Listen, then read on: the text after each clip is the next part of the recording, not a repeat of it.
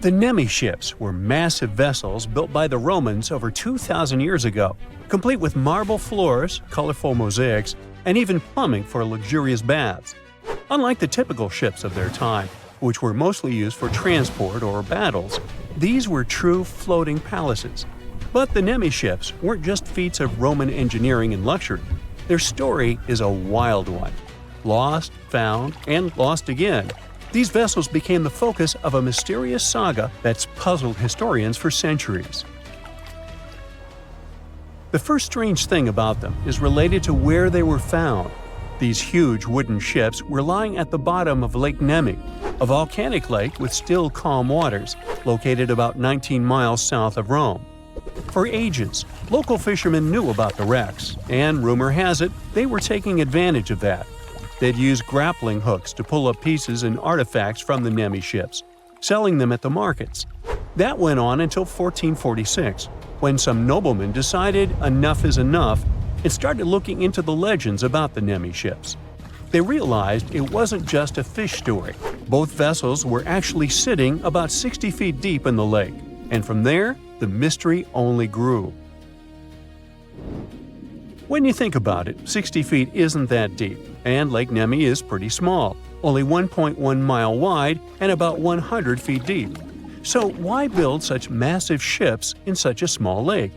It doesn't really make sense, especially when we find out who built them: the Roman Emperor Caligula. You know, the one known for being one of the cruelest and most unpredictable Roman leaders. But one thing almost everyone can agree on was his impeccable taste for all extravagant things. Caligula spent money like crazy. It's generally assumed that he blew all the imperial treasury in a year on lavish festivals, feasts, and pampering animals. Yep, he supposedly fed his favorite horse oats mixed with gold flakes. Anyway, he loved excess. So again, why did he build two massive ships in such a tiny lake? Experts think Caligula might have built them there because of the lake's connection to Diana, the deity of the hunt, the moon, and nature, who is worshipped at a sanctuary on the northern shore of the lake. By the way, Nemi is a modern name that we see on today's maps. The Romans used to call the lake Speculum Dianae, which means Mirror of Diana. So it is possible that Caligula saw this as the perfect place to hide away and dock his pleasure barges. He wanted extravagant floating palaces, and that's exactly what he got. The Prima Naie, which means first ship in English, was an enormous 230-foot-long vessel. It's almost as big as today's largest passenger aircraft, the Airbus A380. The ship's hull was split into three main sections, with the back wider and the front narrower. It had two big structures at each end, connected by stairs and hallways, giving the ship an odd look, unlike anything else from ancient times. The Seconda Nave, or second ship, was even bigger. It was in deeper water and farther from the shore, making it harder for people to reach it, which also helped preserve it better. The ship was 240 feet long and 79 feet wide, with a kind of building at the back and a smaller one at the front. Even though the front and back structures were missing at the time the ship was discovered, you can still tell they were there from the way the decks were laid out. These ships were absolutely incredible. They were built with the finest materials. Elaborate mosaics made up the stunning floors, bursting with color, and high-grade marble added a touch of elegance and luxury to the interiors. The ships also had 10 banks of oars, baths, galleries, saloons, and even gardens with vines and fruit trees. Yes, gardens, on a boat. Caligula clearly wanted these ships to be his own private paradise. It's said he threw wild parties on board, where his bad behavior knew no limits. This included having scandalous relationships with the wives of his generals and senators. These ships were definitely designed to impress, showing off not only the wealth and power of the emperor, but also the amazing technical skills of Roman engineers. Evidence suggests that the vessels had technologies we thought weren't developed until later. They had advanced plumbing systems, with some sources suggesting they even had running water. There's evidence of bronze pipes and lead drains, which is insane for ships built in the 1st century. Another thing is that wooden beams were covered in lead to keep away shipworms, those tiny mollusks famous for tunneling into and digesting wood. But the engineers' efforts were a bit pointless in this case, since shipworms don't live in fresh water. There's also a theory that one of the ships had a rotating platform. We still don't know its exact purpose, but it may have been used for the revolving presentation of a statue, probably of Diana, or for entertainment purposes, like guests enjoying their meal while slowly spinning and taking in the view. Who knows?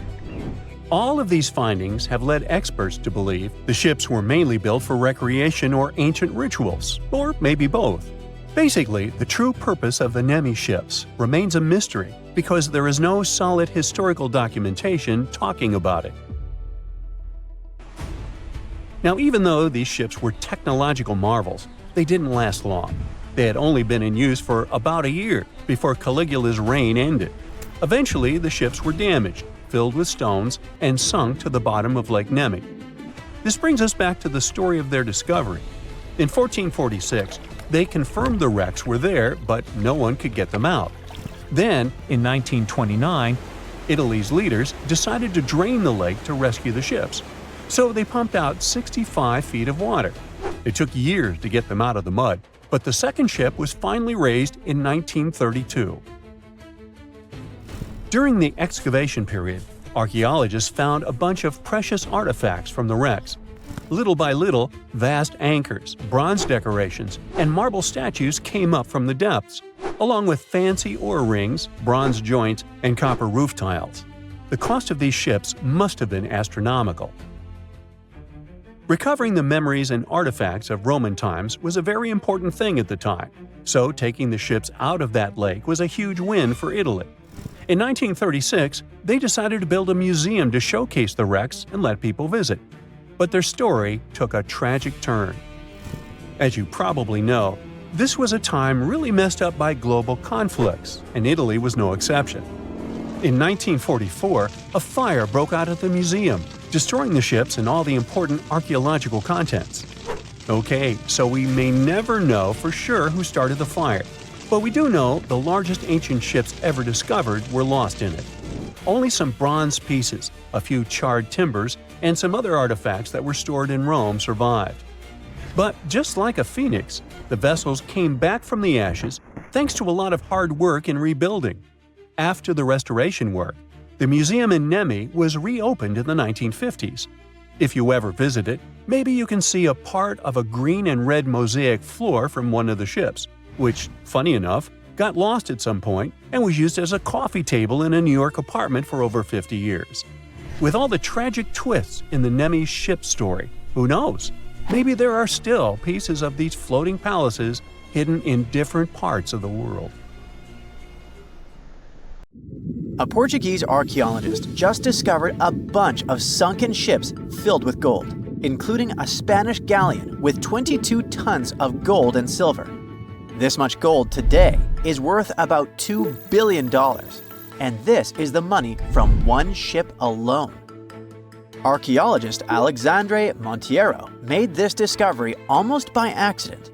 He was studying some documents when he found some information about a ship that went missing in 1615, and he decided he wanted to find it. After many years, Alexandre found not just this specific ship, he actually discovered 8,620 shipwrecks in the waters of Portugal alone. Out of this number, 250 are gold-filled shipwrecks, a discovery that would make any Jack Sparrow shake in his boots. Most of these ships went down for boring reasons like the weather, but sometimes they were destroyed in battles, which may or may not have been super epic.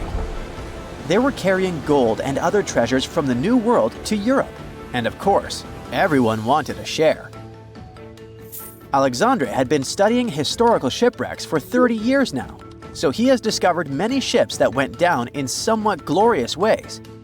In 1816, for example, a ship of one of the richest men in Portugal sank in Australia, with an insane amount of 66,000 silver coins. This was the first ship from Portugal to ever plunge in the waters of Australia. The bad news is that these ancient sunken vessels, filled with riches and epic stories, are not so easy to reach. They're deep down in the ocean and covered by sand. You could still try, but that would be stealing part of a country's history. And you wouldn't want to be that person, would you? Naturally, Portugal was not the only country that explored the seas back then. The coast of Europe is packed with sunken ships filled with gold. In fact, there are about 1 million historical shipwrecks underwater right now, and the treasures abandoned under the sea might be worth around $60 billion. It's an insane amount of money, but let me tell you that these gold-filled sunken ships aren't really worth the hassle. There are many stories of maritime treasure discoveries that turned into insane lawsuits and even long jail time. Our first story starts in 1746, when a violent storm crashed a ship called Prince de Conti near an island in Brittany. The ship was filled with tea, ceramics, and 100 gold ingots. Of course, the owners of the ship tried to save the loot, but if it's not easy now, imagine how it was back in the 18th century. It took more than 200 years for the vessel to be found. It finally happened in 1975, when a group of French men discovered it and decided to take pretty much every valuable thing they could find. Now, I said these things were not worth the trouble for a reason. In France, if you find anything that can be historical, you must declare it to the local authorities within 48 hours. Fail to comply, and you will be committing something known as a crime. To be fair, our French friends here did declare their findings, but only the corroded cannons from the ship. And the gold? Well, they sold it. Obviously, because each gold bar is worth between $125,000 to $231,000. It took French authorities almost 50 years to retrieve the stolen gold, and they didn't retrieve all of it. Part of it was bought by an elderly couple living in Florida, and the crime is so serious they were charged for connection with money laundering, organized crime, and the trafficking of cultural goods. The poachers also sold some gold ingots to the British Museum collection. Now, let's go back to the 1850s, when a steamer called SS Central America traveled from Panama to California and back again. This was during the California Gold Rush, a time when 300,000 people moved to California to dig for gold. Because the travel route was not easy breezy, people needed to carry their gold around on big ships. This is where our friend SS Central America comes in. In 1857, the ship had 578 people on board and about 10 tons of gold. Very few survived, and around $100 to $150 million in gold went down with the ship. All of this explains why in 1988, a group of investors from Columbus decided to finance a research project to find this ship. The research was led by a guy named Tommy Thompson. Tommy was really crazy about the idea of finding this sunken ship filled with gold. It took him years to find the exact location of the SS Central America, especially because the ship was 7,500 feet beneath the surface of the Atlantic Ocean, and retrieving it required a lot of fancy tech. A group of 161 investors paid for his adventure.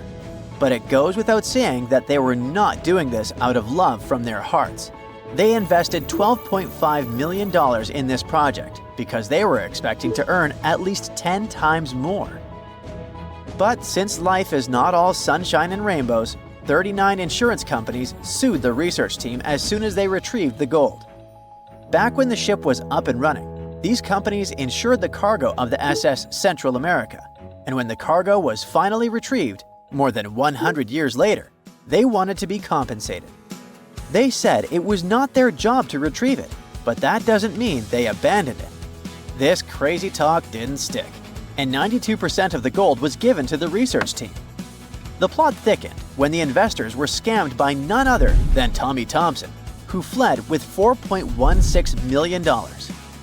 He also had 500 gold coins, but he's not telling a soul where they are. Nonsense like this is the reason why most countries have rules to protect cultural properties. And yes, sometimes shipwrecks can be a cultural property. Obviously, there are many maritime treasure discoveries that happen without breaking any laws. The SS City of Cairo, for example, was a steamship that submerged in 1929 with 2,000 boxes of silver coins weighing 122 tons. A company called Deep Ocean Search retrieved the coins from a depth of 17,000 feet, which is 4,500 feet lower than the Titanic. 34 million pounds went to the UK Treasury, and the Deep Ocean Search also got a share.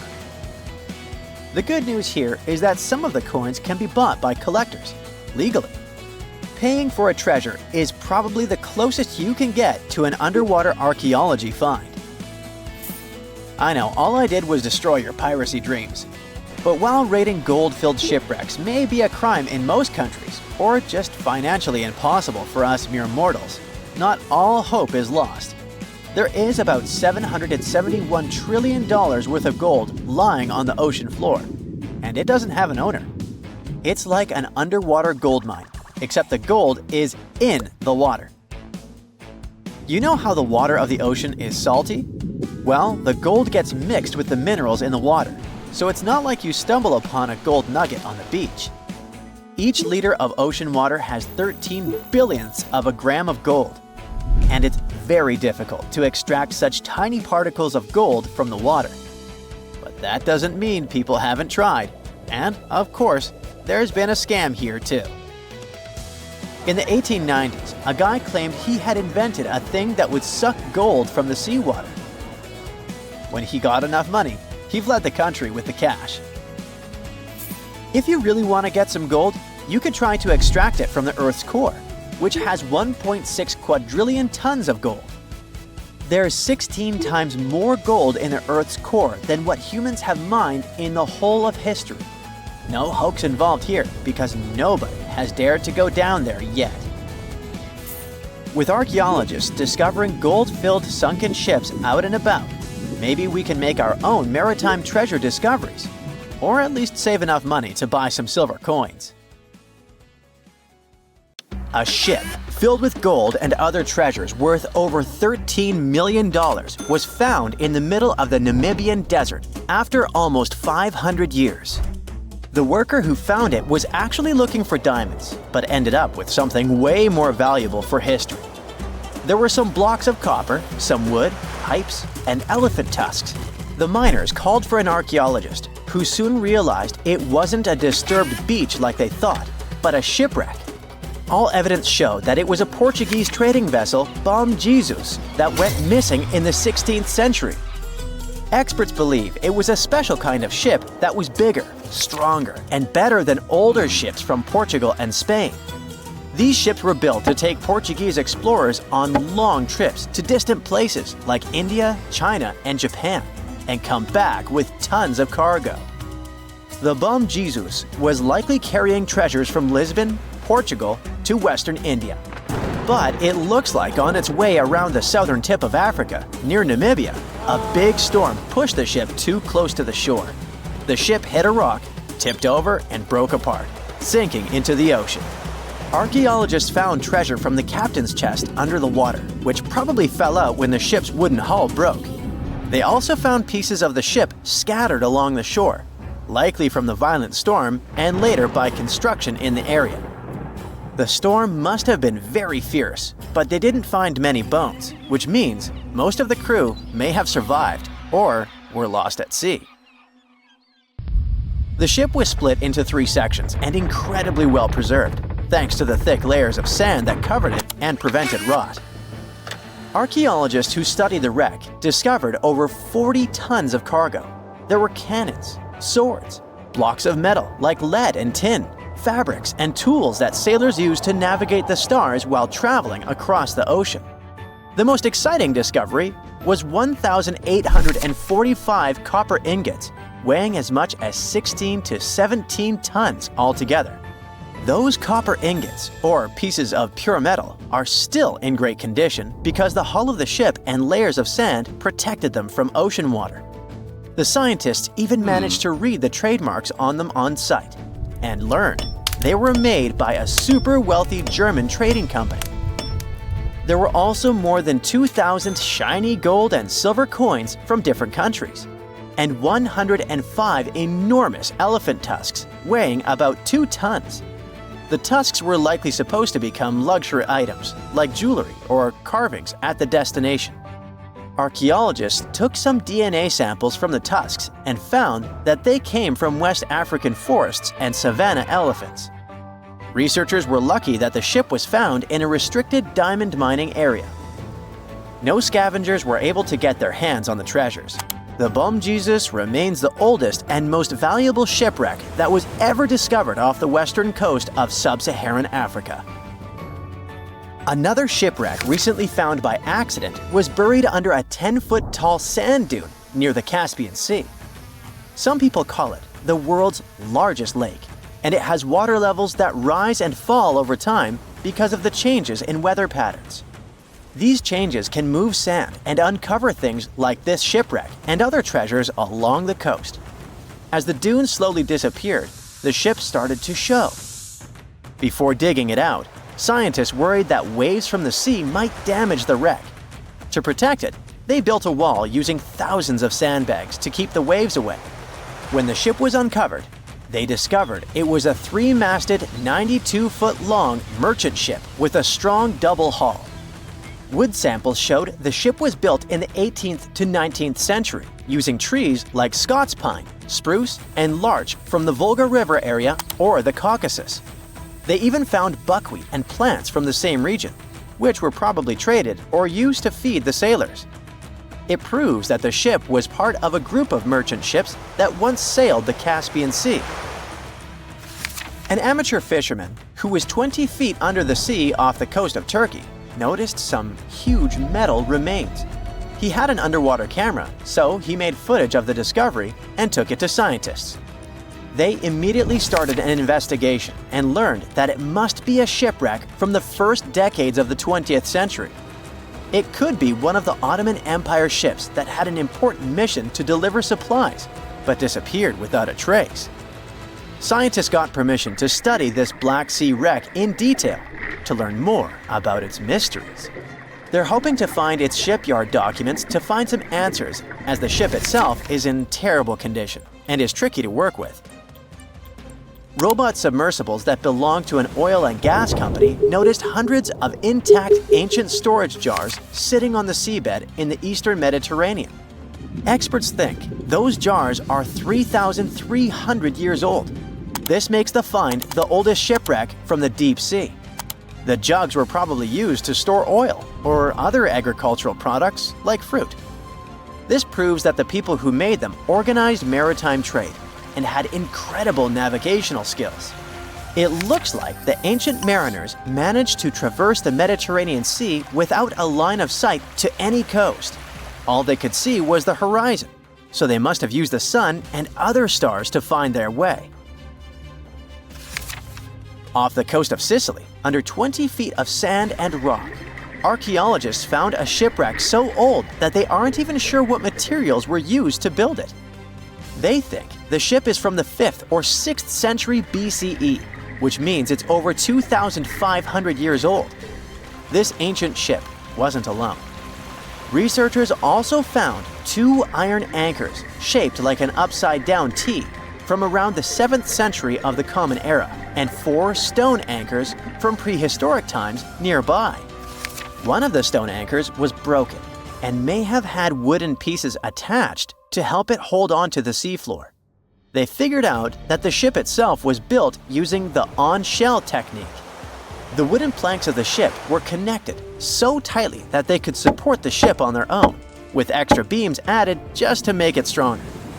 Sadly, the ship's wooden hull is very fragile now because tiny sea creatures that eat wood have damaged it over the years.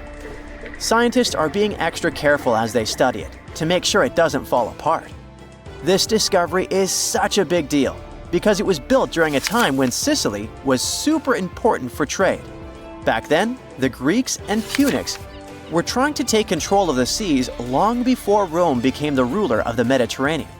By studying this ship, scientists hope to learn more about how people traveled and traded in those ancient times. One more shipwreck. this time off the coast of Kenya. Could be from Vasco da Gama's final voyage. This Portuguese explorer was the first European to reach India by sea around the Cape of Good Hope. Local fishermen discovered the shipwreck in question in 2013. When an underwater archaeologist came to check it out, he found some treasures at the spot: elephant tusks and valuable copper ingots. If this find really has to do with Vasco da Gama, then it must be from the 16th century. It was the year of his third and final voyage to India. Da Gama led a huge fleet of 20 ships, one of which was the São Jorge. Most of the ship is hidden under layers of coral, and a whole team of scientists are carefully digging trenches to find parts of the ship's wooden frame and hull. 360 years ago, a massive British ship, the London, blew up in the Thames estuary. The tragedy took over 300 lives, including the sailors and their loved ones. No one knows exactly what led to all this, but scientists are finally getting close to the truth. Divers accidentally found an exceptionally well-preserved bronze cannon from the ship. This cannon, that was buried in silt and clay for centuries, could have all the answers. The London was a service ship built for the Navy of the Commonwealth of England. It set off on its first journey in June 1656. The ship played a huge role in British history as it was part of a convoy that went to the Netherlands in 1660 to collect Charles II and restore him to the throne. 5 years later, in March 1665, it was traveling from Chatham to Hope. From there, the Admiral Sir John Lawson was supposed to take it to the sea. But just before reaching the buoy of the Knower, the gunpowder suddenly blew up on the ship. About 25 people who were in the roundhouse and coach survived, but over 300 drowned. The ship broke into 2 pieces.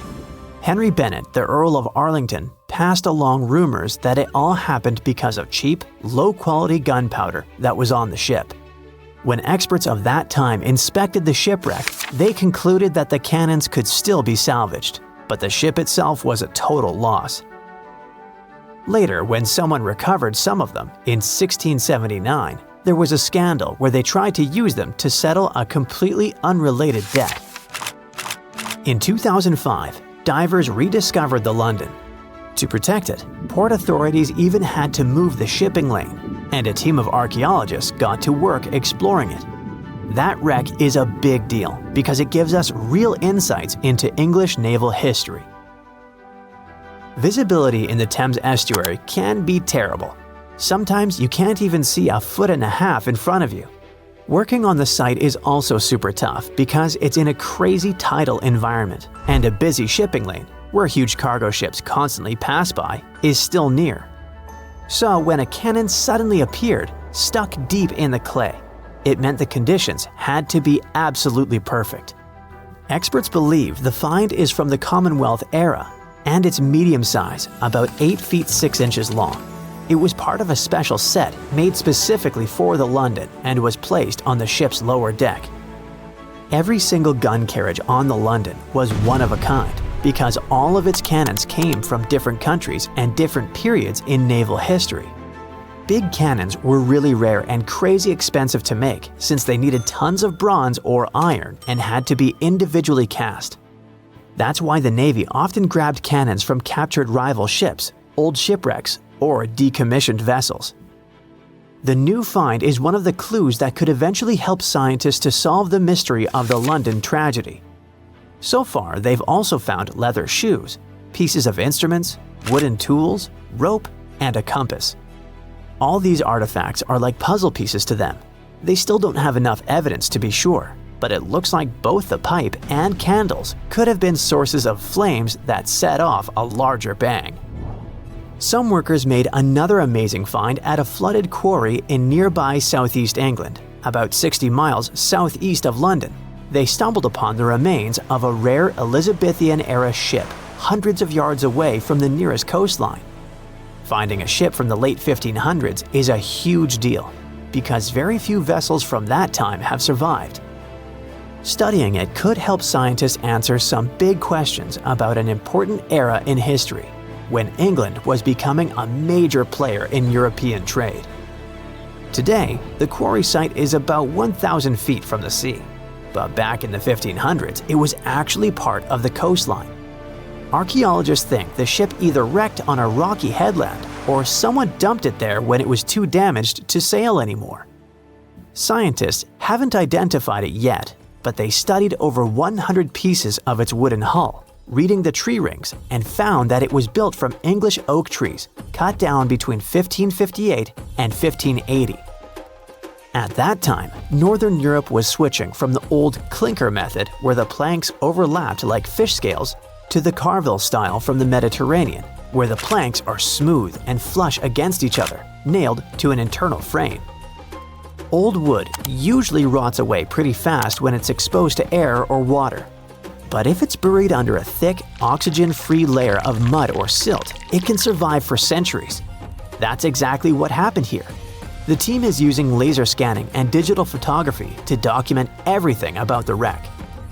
Once they finish their research, they plan to rebury the timbers under the silt in the quarry lake, so the ship can stay there safe for many more centuries to come. A team of archaeologists in Norway found a ship in an even more unexpected location, in a flat field. There's a hill nearby called Gel Mound. It's actually a huge burial monument that the Vikings themselves had built. The farmer who owns the field wanted to dig some drainage ditches, but first, he needed experts to check for anything important underground. Archaeologists used a high-resolution georadar attached to a tractor-like vehicle. When they scanned the field, they discovered that it used to be packed with burial mounds, at least 8 new ones nobody had ever found before. And beneath one of the mounds, the radar picked up the outline of a ship. Back in Viking times, ships were super valuable, so they only buried them with really important people. Scientists have only found 3 boat burials in all of Norway before, and this is the first new one in years. The team believes this ship is from Viking times, probably between the years 500 and 1000 CE. Because the burial mound above it got flat over time, the ship is now only about 1.6 feet below the ground. That's super close to the surface. It's around 66 feet long, and the radar showed that parts like the keel and the floorboards are still preserved. The archaeologists plan to explore more using non-invasive tools so they don't wreck anything by accident. If they need to, they'll start an excavation. Far away from Norway in the Namibian desert, a miner looking for gems accidentally found a legendary shipwreck almost 500 years old. The workers called in an archaeologist to check it out, and they thought it must have been the remains of a Portuguese trading ship, the Bom Jesus, that had mysteriously vanished in the 1500s. The Bom Jesus had left Lisbon loaded with treasures, aiming for India. But somewhere along the southern tip of Africa, a brutal storm slammed it into the Namibian coast. The ship smashed into rocks, broke apart, and disappeared under the waves.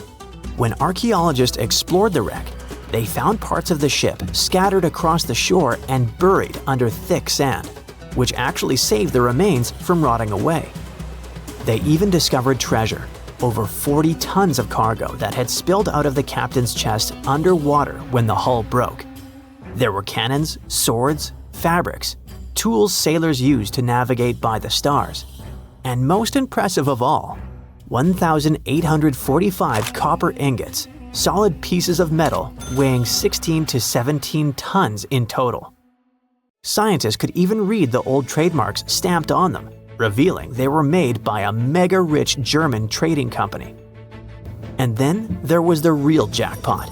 More than 2,000 gold and silver coins from all over the world, Portugal, Venice, France, and the Moorish states, plus 105 giant elephant tusks weighing about 2 tons. The tusks were likely on their way to become luxury goods like jewelry and fine carvings. DNA tests later showed the ivory came from West African forest and savanna elephants. They didn't find many bones though, which means the crew either managed to escape or were lost forever at sea. On a fine summer night of August 30th, 1892, a shipping magnate took his family for a cruise on Lake Superior. They were traveling on the Western Reserve, which was supposed to be one of the safest ships of its day. It was made of a type of steel like that used to construct the infamous Titanic, and it ended up with a similar tragic destiny. The ship broke in two and was found only 132 years later, in 2024. The 300-foot steamship was the first steel-plated freighter on the Great Lakes. One newspaper called it the Inland Greyhound because of how quickly it cut through the water. Peter H. Minch was the owner and inventor of this vehicle, which had been built just 2 years earlier in Cleveland. On the night of its last voyage, the ship set off toward Two Harbors, Minnesota. Minch brought along 5 of his family members: his wife, their 2 kids, his sister-in-law, and his niece. There were also 22 crew members aboard. It was a pleasant and smooth ride while they were sailing across Lake Huron. But as soon as they left Whitefish Bay, the lake turned wild, and the crew had to drop anchor for a while. Later that evening, as they entered Lake Superior around 9 p.m., a fierce summer storm moved in with powerful winds and crashing waves. Then disaster. The ship began to split in two. Within just 10 minutes, the Western Reserve was completely underwater. Everyone managed to get into lifeboats. The Minch family, with some crew members, took the wooden one, and the remaining 10 people got into the metal one. But the storm was so brutal that the metal boats sank right away, and only a few made it into the other lifeboat. That second boat floated for the next 10 hours. A steamship passed by, but didn't notice or hear the people calling for help. Around 7 o'clock the next morning, the lifeboat got within a mile of shore near Deer Park, Michigan. They were so close to safety, but sadly, the lifeboat flipped too, and they all ended up in the freezing water. The only survivor of this tragedy was 24-year-old Harry Stewart, the ship's wheelsman. He swam a full mile through the freezing water and made it to shore, almost unconscious but alive. He later mentioned he survived only thanks to a heavy-knit, close-fitting pea jacket. The Western Reserve was lost for over 100 years until a couple of determined explorers finally tracked it down. They spent over 2 years searching non-stop for the wreck off Michigan's Upper Peninsula. Daryl and Dan Ertl found it using a side-scan sonar that looks half a mile out on each side. One day, they saw a tiny blip on the left side of the scan. It was small, but Daryl measured the shadow, noticed that it was about 40 feet tall, and realized it must be something important. So they turned back and scanned directly over the spot. They saw cargo hatches and the wreck that looked like the ship had snapped in two, with one half lying on top of the other in an almost impossible position. Each piece measured around 150 feet long, and once they checked the width, they knew for sure that they had just found the legendary Western Reserve. Historians are still not sure why the vessel, that was supposed to be unsinkable, suddenly snapped in half, but they have a few solid theories. One idea is something called hogging. It happens when the ship rides up over a giant wave and the bow and stern are left hanging in the air with nothing underneath to support them. That puts a large amount of pressure on the middle, and it bends down like a stick when you're pulling both ends.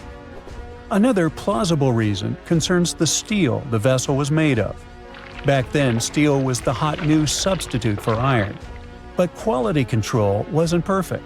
Some steel plates weren't made very well, which could have caused a serious weak point in the ship's body.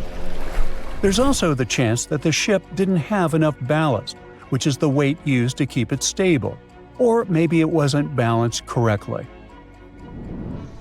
Sadly, just 8 weeks after the Western Reserve tragedy, another vessel that had been built at the same time with similar mill runs of steel plate repeated the destiny of its twin. The W.H. Gilcher was a steam freighter used to transport cargo between ports on the Great Lakes. It set out on what was supposed to be a routine trip on October 26, 1892. Loaded with over 3,000 tons of coal, the ship left Buffalo heading for Milwaukee. Captain Leeds H. Weeks and a crew of 18 were on board. Everything seemed normal at first, and by the afternoon of October 28th, The ship passed through the Straits of Mackinac and entered Lake Michigan. It was expected to reach Milwaukee by the 30th, but it never made it. A massive storm slammed into Lake Michigan and Lake Huron on October 28th and 29th, and created havoc on travel plans for many, many ships. When the storm finally passed and boats started pulling into port, people began to piece together what happened to the W.H. Gilcher. One captain who was sailing nearby on his schooner said he saw a large steamer battling the storm about 20 miles northwest of North Manitou Island around 8 p.m. on the 28th. The ship looked helpless, and there was no movement or sign of life.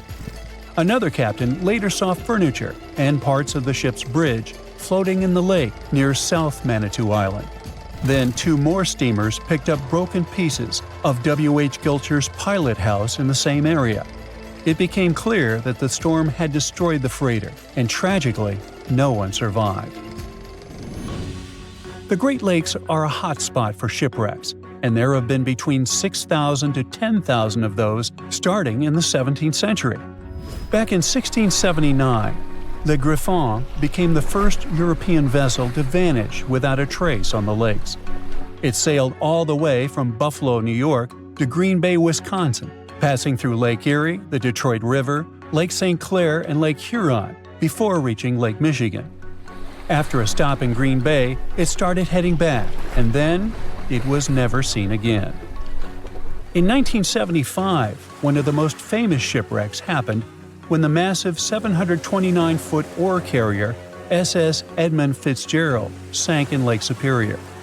A fall storm was supposed to stay far south of their route, but things changed fast. Another freighter, the Arthur M. Anderson, was following behind and kept in radio contact with the Fitz's captain, Ernest McSorley. By the afternoon of November 10th, waves were smashing over the deck, and wind gusts at over 80 miles per hour were hitting both ships hard. By 7:20 p.m., the Anderson couldn't reach the Fitzgerald by radio anymore, and it had vanished from radar. There was no distress call, no warning. The huge ship had just disappeared. Later, search crews found the wreck over 530 feet under the surface, broken into 2 giant pieces. No one of the 29 crew members survived, and no one witnessed what really happened. There could be all sorts of reasons for such tragedies, from errors in judgment and equipment failure to simply being in the wrong place at the wrong time. The Great Lakes are massive bodies of water with weather systems that you would expect to find in seas. These inland seas sit deep in the middle of the continent, and hurricane-strength winds and powerful storms form here. Many of them hit in November and December, when the waters are still warm from the summer, but Canadian cold air is starting to push down. There's a huge difference in temperature between the air and water. This difference and strong winds lead to massive waves. Plus, ice forms more easily in fresh water than in salt water. It builds up on ships quickly, and crew members also have to get around tricky ice waters. Water levels here are also unstable. In wet years, storms are more likely to happen, and this makes the risk of damage or disaster higher. For years, the world's most valuable shipwreck was just a legend, until now. It has finally been found, and among the wreckage was a real treasure worth $1.1 billion. To understand this better, we need to go back to 1622. That year, the mighty Spanish galleon Nuestra Señora de Atocha set sail from Havana, packed with riches belonging both to King Philip IV of Spain and to the wealthy members of the crew. We're talking about gold, silver, copper, and emeralds from Colombia, Peru, Mexico, and Venezuela. The cargo was so large, totaling more than 40 tons, and so vast that it took 2 months to transport it to the ship.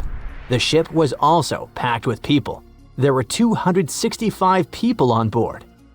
At first, everything went well, but then came the Florida Straits and trouble. The crew found themselves lost in the night that was not only cold, but also stormy. And before long, they were facing a powerful hurricane. The wind tore the masts apart. Giant waves destroyed the rudder, and soon, The Atocha was sinking toward the darkness of the seabed. The disaster that night meant a huge loss of wealth for King Philip IV, but even worse was the loss of life. Of the original 265 crew members, only 5 survived. They managed to climb up the mizzen of the ship, the only part that remained above water. With all that treasure gone, the Spanish were quick to spring into action and devised a salvage operation. 5 ships were sent to recover the cargo. The plan seemed simple and easy. After all, the hatches were securely locked, so the treasure could still be there. But almost immediately, things went wrong. For example, one of the 5 ships ran aground before it could even begin its journey. In the end, the search dragged on for 60 years, and many factors contributed to the mission's failure. That may not seem so bad today, but back then, divers didn't have the technology or safety equipment that we have today. Exploring the seabed was risky, and more often than not, it led nowhere. While searching for the Atocha, the rescuers found traces of another vessel, the Santa Margarita, the Atocha's sister ship. Another hurricane passed through the region a month after the sinking. The seabed became a jigsaw puzzle with pieces of the ship scattered everywhere. The rescue mission became almost impossible. Over time, the Spanish managed to recover part of the Santa Margarita's cargo, but Atocha's treasure seemed lost forever. Even so, no one forgot that story. Then in 1969, more than 300 years after the sinking, everything began to change. An experienced deep-sea diver, Mel Fisher, stepped in and decided to rewrite history. Mel had already spent a big part of his life at the bottom of the sea. He and his wife even ran a diving school in California. So, Mel gathered his family and moved to the other side of the country. He led a new team of hunters whose mission was clear: to find the lost treasure of the legendary Atocha. They had little more than a boat, some diving equipment, and metal detectors, but that was enough to get them started. They focused on a region called the Matacumbe Keys, mentioned in several 17th century documents. In the first year, they traveled more than 100,000 miles but found absolutely nothing. It seemed like an impossible dream. But Mel still had a card up his sleeve: Eugene Lyon, a historian who would change the course of the search. Eugene delved into the Spanish archives in search of clues about the shipwreck. It was there that he found an important document that mentioned a group of people trying to save it. On the last page, it was mentioned that an area 100 miles from where Mel was searching had been the scene of the main exploration. This little piece of information was the needle in the haystack they needed. They rerouted the ship and soon arrived at the new location. But there was a challenge. That part of the ocean was deeper and the visibility there was almost zero. It was difficult to see your own hands. However, Mel knew how to deal with the adversities of diving and came up with a simple and brilliant solution. He installed 2 large tubes on the boat called letterboxes. Those tubes could be lowered in front of the propellers. The idea was ingenious. They sucked clean water from the surface and directed it to the bottom of the sea, exactly where the divers were. This technique not only cleared the murky water, but also helped to reveal objects that had been hidden for centuries. And still, the search took 16 years. During that time, Fisher found many lost items. Then, in 1971, they discovered a huge anchor. This was the first clue that they were close to finding the Atocha. In the following days, more objects appeared. Cups, swords, and ancient nails turned up. To keep everything organized, the team created a circular map. On it, they marked the exact location of each item they found. They also used radio transmitters on land and a receiver on the boat, which allowed them to know precisely where they were. The system was so efficient that it could measure the position with a margin of error of just 1 foot. Over time, a line began to form on the map, pointing to where the Atocha's main treasure might be hidden. They followed this trail for 2 years. Just when they were starting to lose hope, they found silver bars. It was the year 1973. This opened the door to much bigger discoveries. The silver alone was worth over $100,000, but the real treasure was yet to come. On July 20th, 1985, Valuables that would be worth around $1.1 billion today were finally discovered in the main hull of the ship. The treasure included 180,000 silver coins, 24 tons of silver bars, 125 gold bars, a collection of pearls, and 66 pounds of emeralds. Some of these finds were priceless, not only because they were rare, but because of their history. The Atocha Cross, the Royal Orb, and the Atocha Ring, 3 royal artifacts, were found in near-perfect condition. The Atocha Cross was the most valuable of all the artifacts. It had 9 brilliant green emeralds set in 22-karat gold. A true treasure from the past, shining once again after centuries underwater. Soon after the discovery, the state of Florida thought, wait a second, we want a piece of that treasure. They went to court, demanding a whopping 25% of the value. A bitter legal battle ensued, and it lasted 8 years. It even went all the way to the Supreme Court. But in the end, treasure hunter Mel emerged victorious. He was even invited to The Tonight Show, showing off a massive gold chain found in the wreckage, wrapped around his waist like a belt. People called it the money chain, and for good reason. The find was so big that the wreck was declared the world's most valuable by the Guinness Book of Records in 2014. After the initial excitement, Mel sold some of the gems, but the bulk of the treasure remained in the family for a while. What was left was auctioned off. No one knows exactly how much the jewels were sold for, but one thing is for sure. Their value has skyrocketed over the years, and it's not just about the sparkle, it's about the legend that lives behind them. Today, these treasures are part of the particular Museo collection, the largest private collection of the Atocha artifacts in the world. And no, they're not for sale. But the good news is that you can still see them. They're on display, shining brightly in homage to Colombia's rich history and the famous mine from which they came. The people behind them say that these emeralds are as iconic as the rubies of Mogok or the sapphires of Kashmir. And honestly, they're right. It's June of 1857. A fierce storm slams into Gechen Bay, Australia, and rips apart a Dutch ship weighing 800 tons. Part of the crew tries to escape in a small boat, but only 9 of the 25 men on board survive.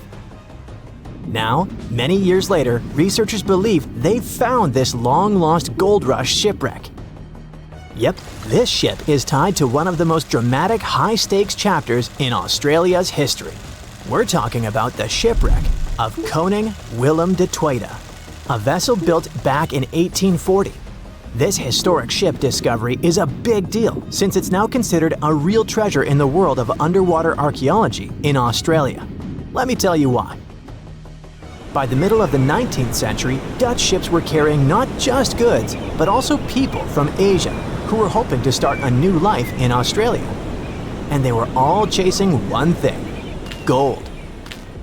Yep, the precious metal was discovered in Australia in 1851. Well, officially at least. It was actually found a few years earlier, but let's just say the authorities decided to keep that little detail away from the newspapers. Anyway, the big public discovery happened in 1851 when an Australian gold prospector named Edward Hammond Hargraves led an expedition in the New South Wales region, and he chose to tell everyone about his find. And just like that, the gold rush began.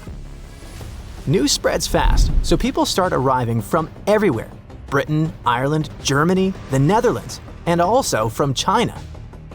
It's estimated by that time around 20,000 Chinese had made their way to the goldfields in Victoria. By 1861, about 3% of the Australian population had been born in the Asian country. Most of them came from the southern region of Guangdong, which was going through a really tough time back then.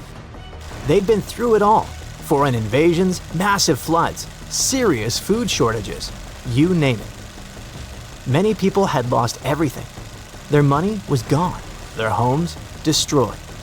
They couldn't even afford a bite to eat. There was no clear way out of the poverty they were stuck in. But then, word started to spread. There was a goldfield somewhere in a distant British territory. They heard stories from people all over the world going there.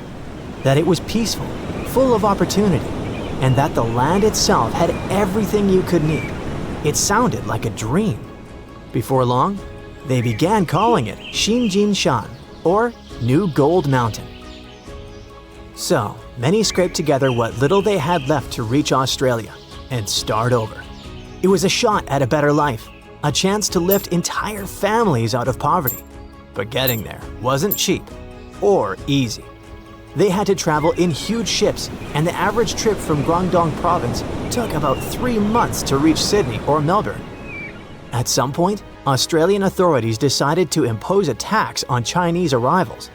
Every passenger who disembarked at Victorian ports had to pay a £10 poll tax. So what do you think happened? The routes changed, of course. Instead of docking directly in Victoria, ships began stopping in Robe, a town in the southeastern part of South Australia. From there, people would walk about 250 miles all the way to the goldfields just to avoid paying the tax. And this area is exactly where the Koning Willem de Tweede was discovered. Yep, our Dutch ship was found off the Robe coast, and it was one of many vessels that carried Chinese passengers to Australia. Now you can see why it's historically important, right? On the 16th of June, 1857, it brought around 400 people safely to shore so they could start their lives over. The ship itself didn't get a happy ending though. After dropping them off, it was supposed to continue its journey, but then a storm rolled in. So the ship had to drop anchor and wait it out in Geechin Bay. The weather kept getting worse. The anchor began to drag, and by the 13th of June, it was completely lost. The captain, called Hendrik Geisen, had to act fast. He made the call to beach the ship in hopes of saving both the vessel and his crew. But there was a problem. The ship ran aground on Long Beach, about 3 miles east of Robe, and it started breaking apart quickly in the rough seas. The rest of the story is tragic. 16 sailors drowned when one of the ship's small boats turned upside down. Only 9 men made it out alive. Captain Geisen stayed aboard the wreck. He eventually reached the shore by clinging to a cask. Thankfully, people who were on the beach managed to pull him out of the sea using a rope. A few months later, things from the wreck were sold to a local man in Robe named Jacob Chambers for £225, which was a pretty big amount of money back then. And that's because people were able to save a good amount of stuff from the wreck, like the bell, some doors, and wooden planks from the hull. Those doors and some of the timbers were later used to build the Caledonian Inn, a historic 2-story stone hotel that went up in 1859. As for the bell, it was supposedly used at Robe Primary School for over 100 years, but researchers aren't so sure about that part. What we do know is that most of the ship's remains were still missing, until now. After 3 years of hard work, a team affiliated with the Australian National Maritime Museum believes they have finally found the Koning Willem de Tweede. The project kicked off in April of 2022, and its main goal has been to search for, locate, and carry out an archaeological survey of the shipwreck's remains. To do that, they mainly used 2 tools: underwater metal detectors and a marine magnetometer, a device that detects changes in the magnetic field of the seafloor. Soon, this technology started picking up a bunch of anomalies in the area where the shipwreck was believed to be. And by anomalies, I mean weird signals.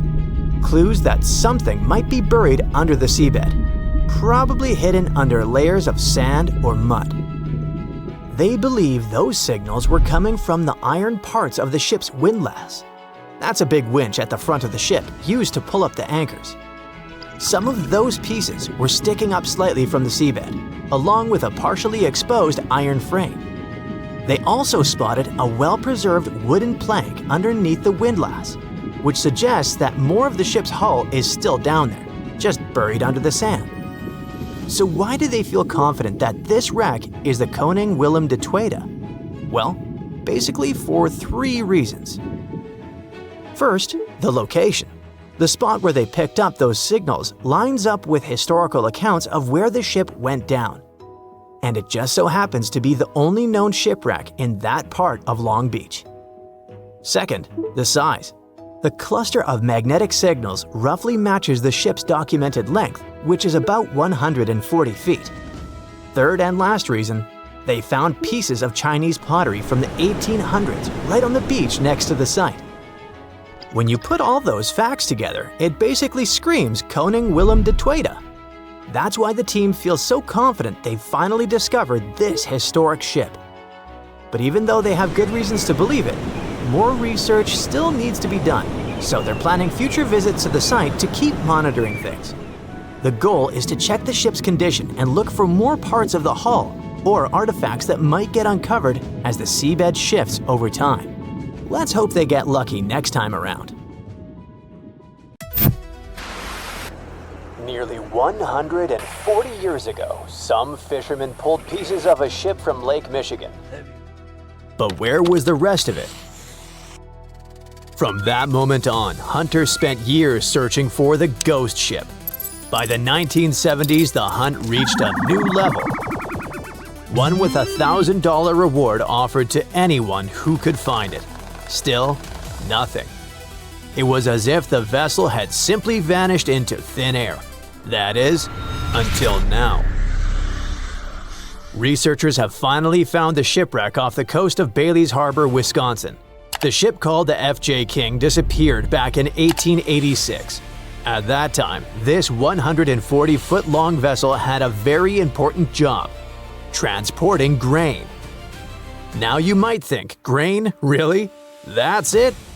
Okay, sure, it's not like the ship was loaded with tons of gold or jewels, but we have to see the bigger picture. At that time, Wisconsin was known as America's breadbasket. The state produced huge amounts of food, especially wheat. In fact, about 1/6 of the nation's wheat was being harvested there. Farming was booming, and that of course meant big money. The F.J. King was part of that golden era. For about 19 years, it successfully carried and traded grain and iron ore through the Welland Canal. That is, until September 15th, 1886.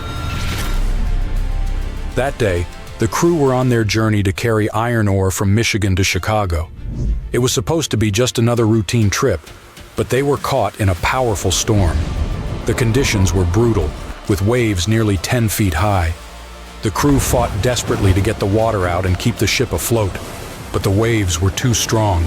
They kept coming, one after another. The men worked hard until they couldn't go on anymore. The waves were splitting the ship's seams. At this point, a catastrophe was inevitable. So Captain William Griffin gave the order, "Abandon ship." They had no choice but to get out.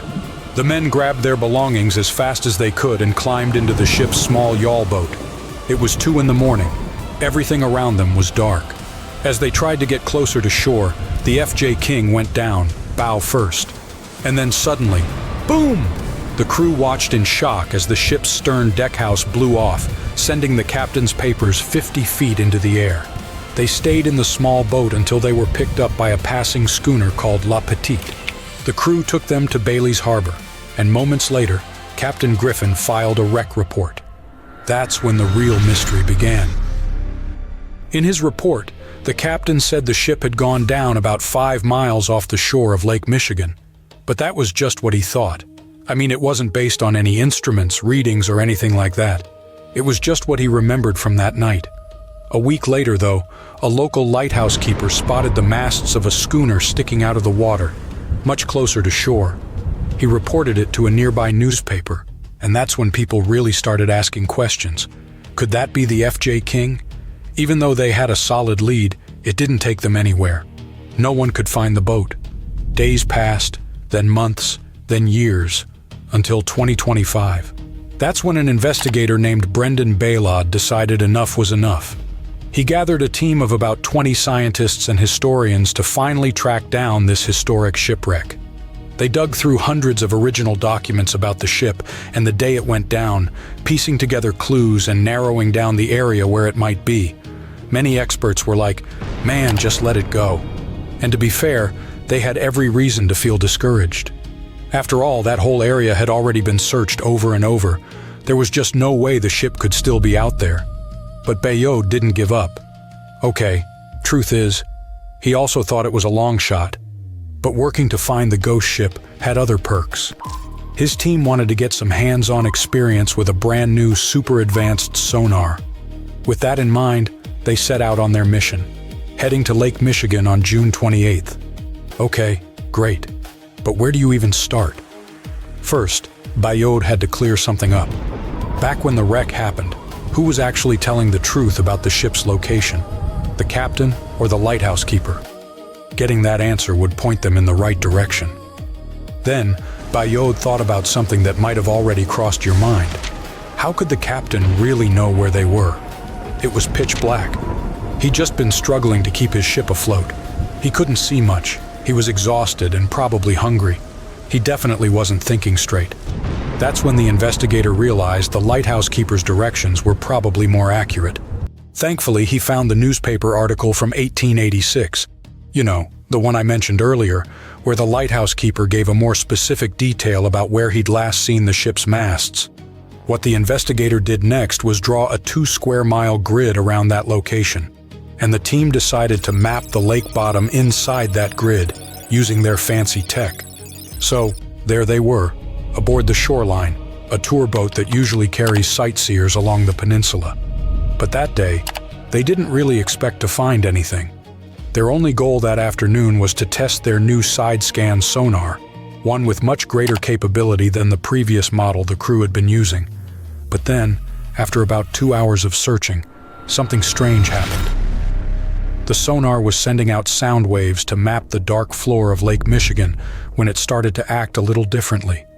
And as the images began to stitch together, they revealed a shape that was impossible to mistake. A ship. Bingo. They'd found it. Turns out the wreck was less than half a mile from where the lighthouse keeper had said it would be. At this point, some of the crew had to pinch each other. They couldn't believe their eyes. They were shocked, not only because they'd found the ship so quickly, but also because of how well it was preserved. You see, the investigators were hopeful, but they also thought the ship would be shattered into pieces. After all, it had been carrying iron ore, and the weight of all that metal could have torn it apart even more. But no. To everyone's surprise, the hull was almost completely intact. Sure, the front right side was crushed, but the rest of it was pretty much there. The investigators even found the crew's belongings and kitchenware scattered across the lake bottom. Once they got over the shock, they called in archaeologists to examine the site and create a three-dimensional model of the wreck. This is the 5th major shipwreck Bayod and his team have found in the last 3 years. But the truth is, this region is full of mysteries still waiting to be uncovered. The F.J. King is just one of around 6,000 ships that were damaged or destroyed in incidents across the Great Lakes during the 1800s. And it's estimated that hundreds of these wrecks still remain hidden at the bottom of Lake Superior, Michigan, Huron, Erie, and Ontario. Thankfully, discoveries like this one could become more and more common. In fact, more shipwrecks are being found today than at any other time in history. Advances in technology have made scanning the lake floor less expensive and more accessible, not just for professionals, but for amateurs too. And the profile of these modern-day shipwreck hunters has changed. Now, they're more often searching for wrecks for their historical value, not just to find treasure. Another project that could help uncover even more wrecks in the Great Lakes is called Lakebed 2030. It could change everything, as its goal is to map the entire lake floor. And right now, only about 15% has been explored. That means the Great Lakes might still be hiding their biggest secrets, and that, at the very least, is super exciting.